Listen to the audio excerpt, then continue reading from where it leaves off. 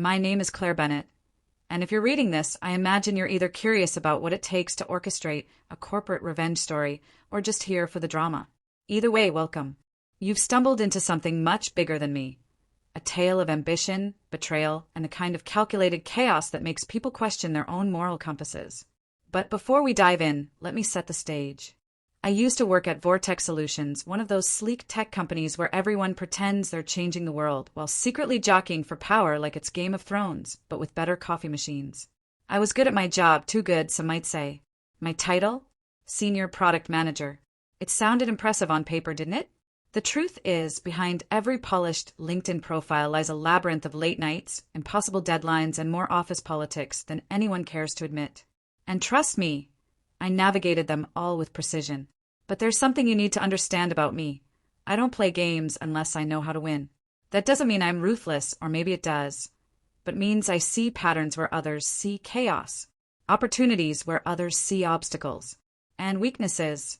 Well, let's just say I have an uncanny ability to spot those too. This isn't a story about success, though, not exactly.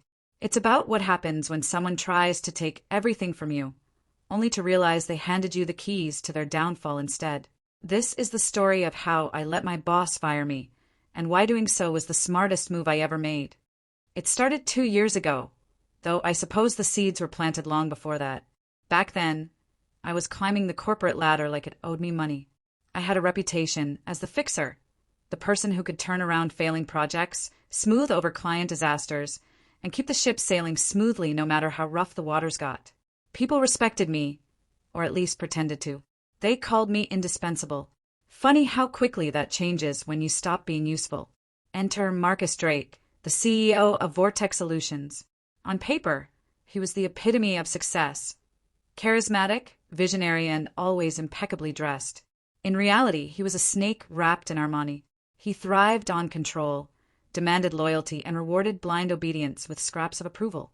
To him, employees weren't people. They were pawns in his grand chess game. And I was his queen, at least until I wasn't. At first, things were fine. Better than fine, actually. Marcus valued my contributions, or so I thought. We worked closely together on several high-profile initiatives, and under my leadership, our flagship product saw record-breaking growth.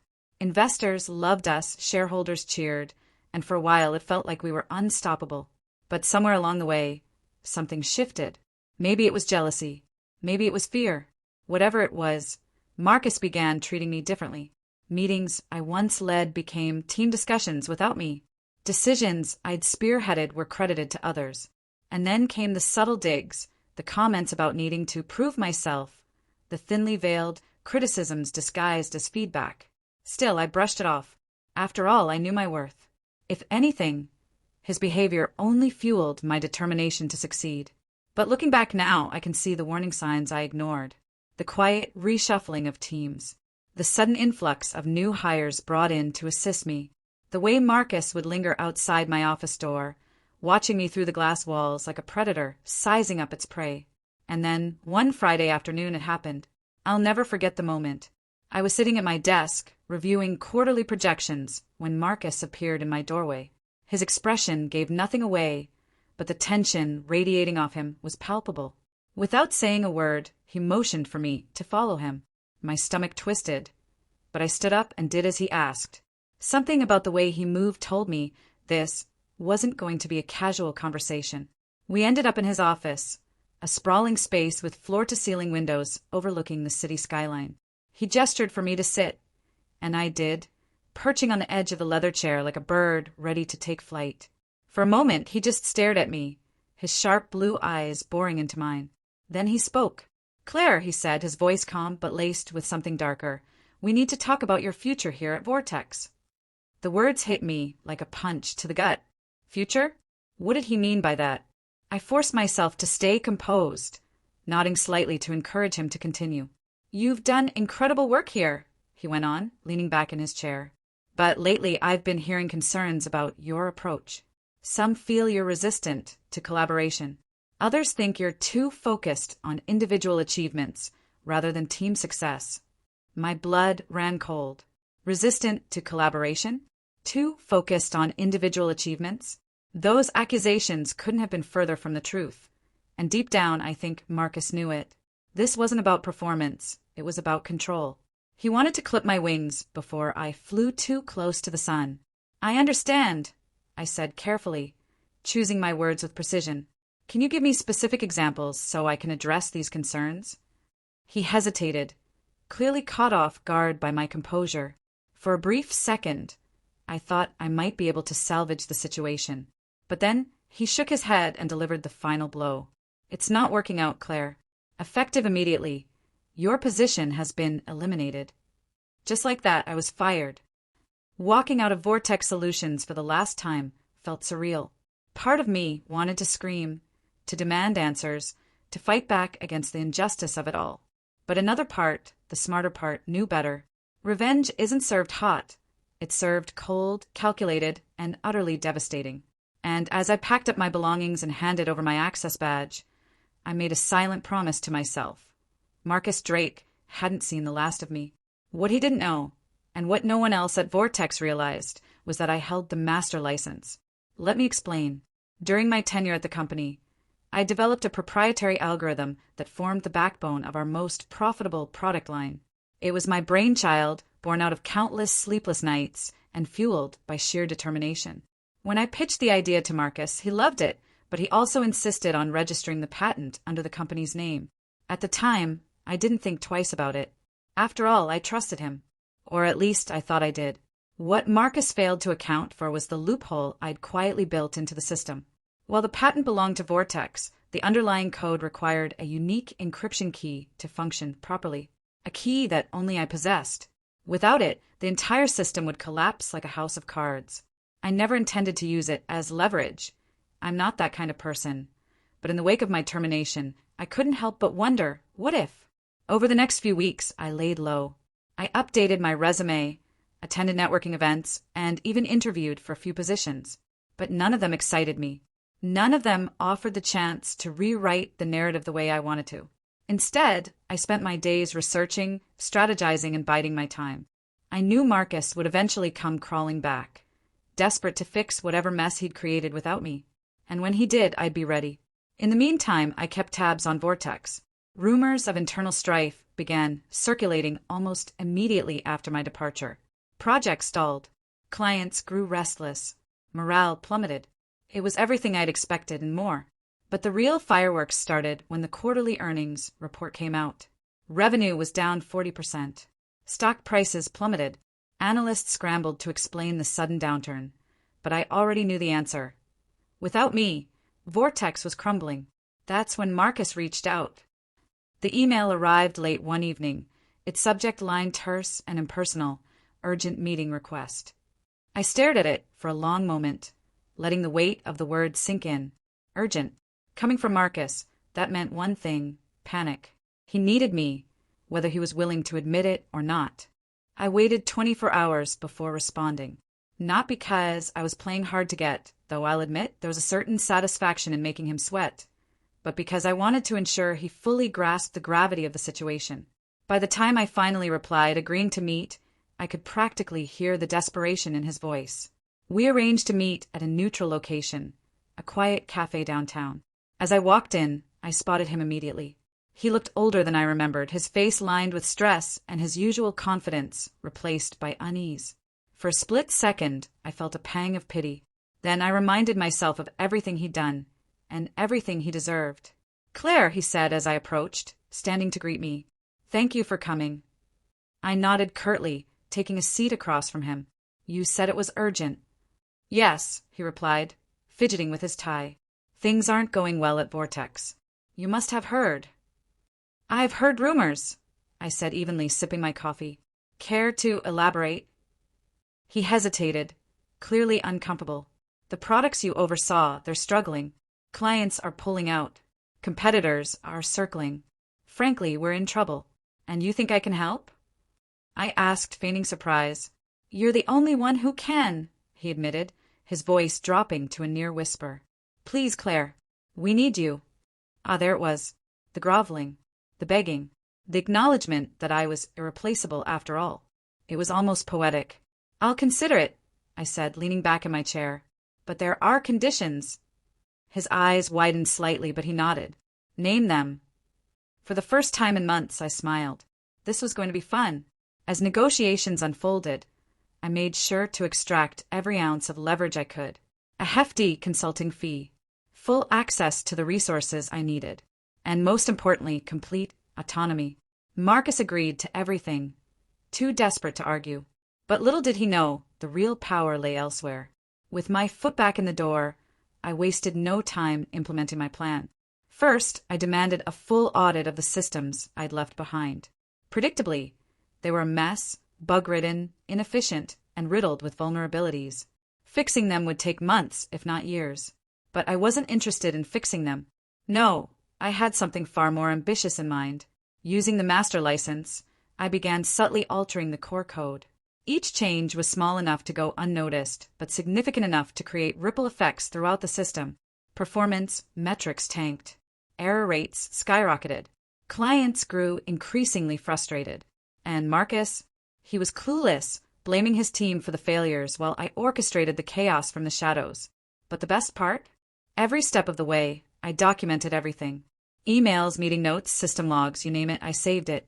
Because when the time came, and it would come, I wanted proof. Proof that Marcus Drake had ruined Vortex Solutions. Proof that he'd driven the company into the ground through incompetence, arrogance, and greed. And proof that I, Claire Bennett, was the only one who could save it, or destroy it entirely. The board meeting was scheduled for the following Monday. By then, Vortex Solutions was hanging by a thread. Shareholders were furious. Employees were terrified. And Marcus, he was clinging to his throne like a drowning man clutching a life raft. But as far as I was concerned, the endgame was already in motion. I arrived early, dressed in a tailored suit that screamed professionalism. As I took my seat at the conference table, I surveyed the room. Faces pale with worry, eyes darting nervously, whispers of impending doom filling the air. Perfect.